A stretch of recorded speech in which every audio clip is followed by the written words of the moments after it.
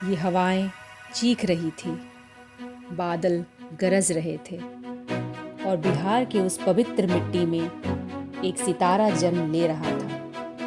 ये कहानी है डॉक्टर राजेंद्र प्रसाद की, भारत के पहले राष्ट्रपति, स्वतंत्रता संग्राम के नायक और सादगी के उस सूरज की जिसने अंधेरे को चीर दिया।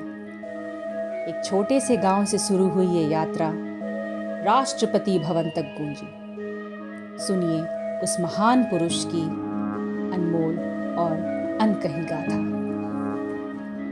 3 दिसंबर 1884 सीवान जिले का जीरादेई गांव, एक साधारण कायस्थ परिवार में राजेंद्र प्रसाद ने पहली सांस ली। उनके पिता महादेव सहाय संस्कृत के विद्वान थे और माँ कमलेश्वरी देवी ने उन्हें संस्कारों की माला पहनाई। बचपन से ही उनकी मेघा चमक उठी। 12 साल की उम्र में वो पटना के टीके घोष एकेडमी में पढ़ने गए और हर परीक्षा में अव्वल आए। माँ चिल्लाई, ये लड़का दुनिया बदलेगा, और कोलकाता विश्वविद्यालय में प्रथम स्थान लाकर उन्होंने वो सच कर दिखाया। लेकिन उनकी आंखों में सिर्फ किताबें नहीं, देश की आज़ादी का सपना चल रहा था। 1907 में वकालत की डिग्री लेकर वो पटना लौटे। उनकी वकालत की धमक कोर्ट में गूंजने लगी। लेकिन 1917 का वो दिन, चंपारण में गांधी जी नील किसानों के लिए लड़ रहे थे। राजेंद्र बाबू वहां पहुंचे, गांधी को देखा और उनका दिल चीख उठा। बस अब गुलामी नहीं। उन्होंने काला कोट फेंक दिया और सत्याग्रह में कूद पड़े। 1930 में नमक सत्याग्रह के दौरान अंग्रेजों ने उन्हें जेल में डाल दिया। लाठियां बरसी, लेकिन वो गरजते, अंग्रेजों सुन लो, ये भारत हमारा है। 1942 के भारत छोड़ो आंदोलन में वो फिर जेल गए। 3 साल तक सलाखों में रहे, पर हौसला कभी नहीं टूटा। 15 अगस्त 1947 आज़ादी की सुबह आई, मगर जंग अभी बाकी थी। देश को एक नया संविधान चाहिए था। 11 दिसंबर 1946 को डॉक्टर राजेंद्र प्रसाद को संविधान सभा का स्थायी अध्यक्ष चुना गया। 379 सदस्यों के बीच उनकी आवाज गूंजी, ये भारत का भविष्य होगा, दुनिया का सबसे महान लोकतंत्र। 3 साल तक 166 बैठकें हुई, बहसें चली।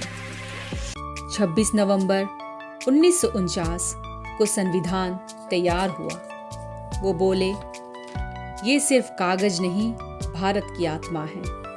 और फिर 26 जनवरी 1950 को वो पल, राष्ट्रपति भवन में शपथ ली।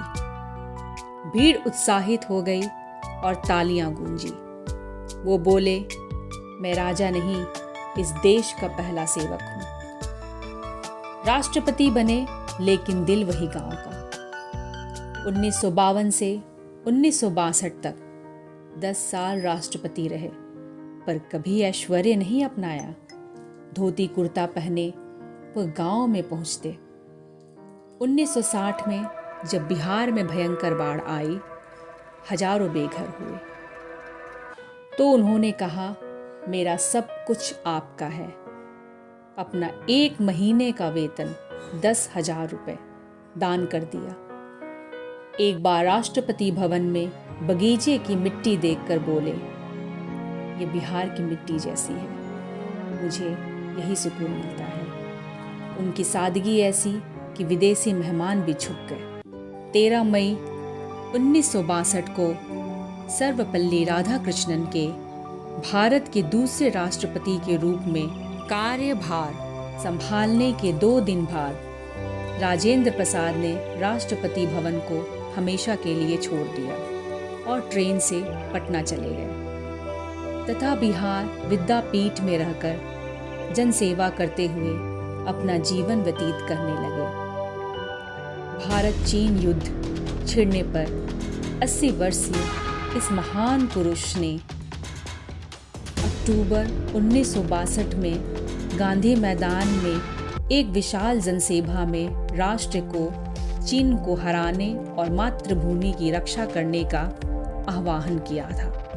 उन्होंने अपना अंतिम भाषण 28 फरवरी 1963 को पटना विश्वविद्यालय में दीक्षांत समारोह में दिए थे। उसी दिन शाम को उनका निधन हो गया था। डॉक्टर राजेंद्र प्रसाद एक नाम नहीं, एक तूफान, वो मिट्टी का लाल जो सोने का सूरज बना। डॉक्टर राजेंद्र प्रसाद को राजनीति का अजात शत्रु कहा जाता था। पंडित नेहरू ने कहा, राजेंद्र बाबू की आंखों में सच्चाई देखी और पढ़ी जा सकती है। उनकी आवाज आज भी गूंजती है। उठो, जागो, देश को आगे बढ़ाओ। क्या सुन रहे हैं आप उनकी पुकार? क्या तैयार हैं उनके सपनों को सच करने के लिए? ये सिर्फ कहानी नहीं, एक प्रेरणा है। जय हिंद।